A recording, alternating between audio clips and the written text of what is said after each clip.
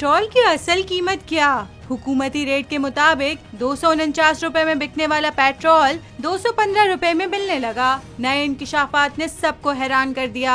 ईरानी petrol के कारोबार से मुंसलिक लोगों का कहना है कि ईरानी पेट्रोल की कीमत का ताल्लुक पाकिस्तानी पेट्रोल की कीमत के उतार चढ़ाव से मुंसलिक नहीं। दरअसल ईरान से स्मगल होने वाला पेट्रोल जब वाफिर मिकदार में मौजूद होता है तो इसकी कीमत कम, जबकि हुकूमती एक्शन के सबब मिकदार में कमी वाक़ होती है तो ईरानी पेट्रोल की कीमत में इजाफा होने लगता है। इस वक्त कौमी शाहराहों पर सिक्योरिटी फोर्सेस की नकलो हरकत की वजह से ईरानी पेट्रोल की स्मगलिंग का काम मुतासर हुआ है, जिसकी वजह से ईरानी सरहद से मुंसलिक इलाकों में ईरानी पेट्रोल 200 रुपए फी लीटर में फरोख्त हो रहा है, जबकि कोयटा समेत सूबे के पश्तून आबादी वाले अजला में 215 से 220 रुपए फी लीटर में फरोख्त हो रहा है।